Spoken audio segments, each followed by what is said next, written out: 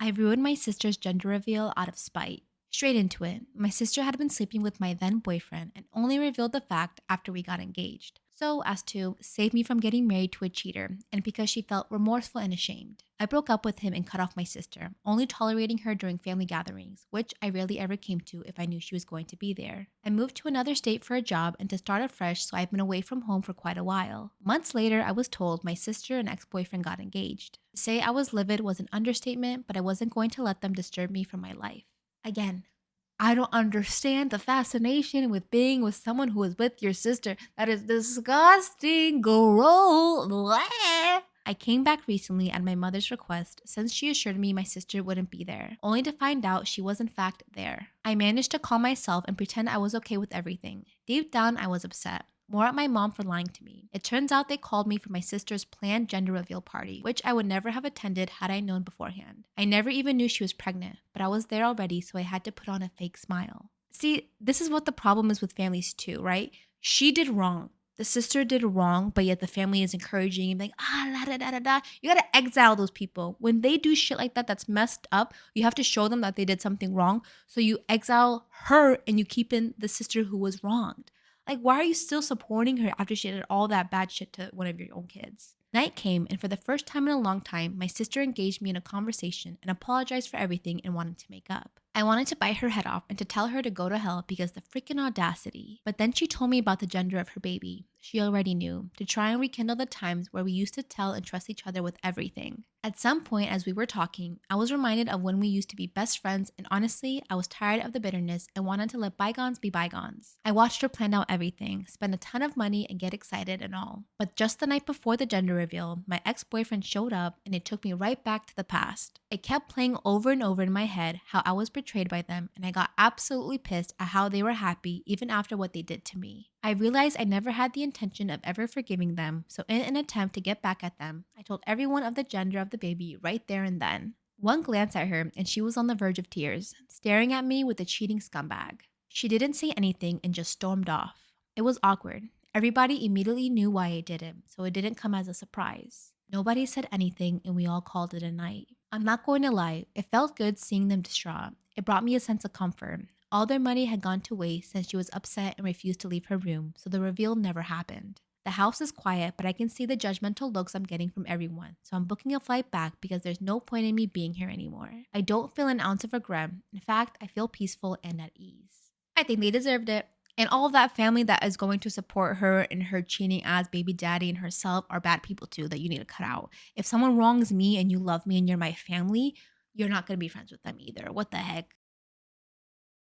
My 32 male, wife 33 female can't come to terms with the fact that we are not and never will be rich. I'm at my breaking point. My wife 33 female and I 32 male met in college. She was in a marketing program and I was in computer science. She ended up not finishing her degree, got a fairly good starting job in the field anyways because her friend's dad hired her for his business. While she got her job through nepotism, I do know that she is talented and good at it. I finished my degree. We don't live in a high dollar area for careers and have stayed because it's close to her family. She started out at about $35,000 a year and I started out at about $65,000 a year. Flash forward to now, she's making $50K a year and I'm making $100K. It still doesn't feel like we are doing all that well. Sure, the bills are always paid and we can eat at the occasional nice restaurant, but we were barely able to afford a lower middle class house. We can't afford to go on jet-setting exotic vacations. We don't live paycheck to paycheck, but the money just doesn't ever go as far as you would think. The thing is, I'm happy. I grew up dirt poor and my parents were always stressed. My wife and I never are. We have a nice, although modest house. We can afford our small hobbies and comforts. We can go on vacations within the continental US. We just can't really afford to go to Hawaii or the Caribbean. We aren't rich, but we have it so much better than so many people. I feel truly thankful and content. She, on the other hand, has fallen deeper and deeper into depression, and it's always the same thing she talks about. She wants a new car. She wants hugely expensive renovations to the house that we don't actually need. The house was updated when we bought it. She wants to go shopping for whatever specific brand of clothes or makeup. She wants a 2-week vacation in Maui or Paris. She recently just kept talking about how she's not where she thought she'd be at this point in life. She goes on and on about it. She compares us to our friends and how good they have it. The thing is, those friends she's comparing us to are people who come from generational wealth. They have it good because their parents handed it to them. She just can't seem to come to terms with just how good we truly have it. All she can see is what we don't have. The most frustrating thing is that a lot of our financial situation, that again I'm comfortable with, is held back by her. She's making about as much money as she can in her field without a degree. I am making twice what she is now, and I'm not done moving up the ladder. I've tried over and over to get her to go back to school, but she just won't. At this point, it might not even matter. Her credits are so old, I don't even know if they would count anymore, and she'd probably have to start over. On top of all of that, she makes comments like, I thought when I married a software engineer that I wouldn't have to work anymore, basically alluding to the fact that I'm not making enough to fit her lifestyle. I love her, but I'm so tired. I'm so tired of coming home from a busy day at work, thinking that I'll finally get to relax and decompress, only to hear her constant negativity about money. I've talked with her so many times over the years and in so many ways, but I just can't get through to her. We've tried couples counseling, but it did little. I've begged her to do personal counseling, but she isn't interested. I'm at the end of my rope and I'll take any advice out there. At this point, I almost want to tell her to divorce me already so she can find a nasty 50-year-old divorcee to be her sugar daddy. What can I do to help her accept our lot in life? Or is it time that I stop wasting energy and let her go? ASAP, baby.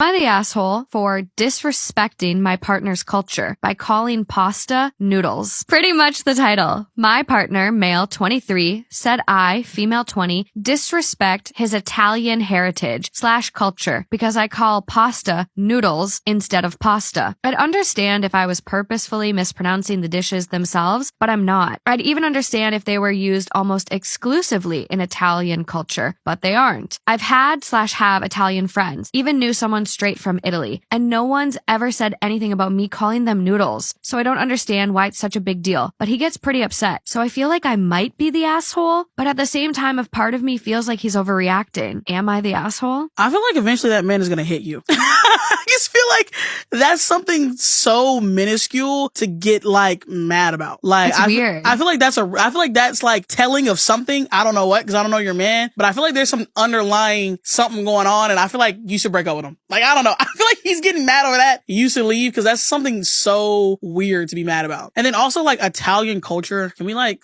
mozzarella? Well, it doesn't even like say, it's not like he's from Italy. He's from like the Bronx. It's like, it's giving like I'm 15% Italian. Like I did my ancestry DNA and I realized I'm 15% Italian. So like respect my heritage. He's like blonde eye, like blonde blue eyes. Like, I'm not white, I'm Italian. Yeah. Like, okay. And then like she said in the thing, like everybody eats noodles. So many cultures and have then noodles. Also, I love pasta, like yum, one of my favorite foods. Yeah. But anytime I talk about it, I don't ever really call it pasta. I'm like, oh, I like pasta, but I like spaghetti, I like fettuccine, like, you know what I mean? I more call it by the noodle type now that I think about it. Yeah, I do that too. I love spaghetti, I love lasagna. I don't really just call it like pasta. No. I think when I go to the store too, I'm like, oh, we need some spaghetti noodles. We need some egg noodles. Yeah. Huh. Yeah, I don't think I say pasta either. Cause like pasta, I feel like pasta's an umbrella term. Yeah. Cause there's so many things that are considered pasta. So I feel like nobody's just calling it pasta. He's an ass.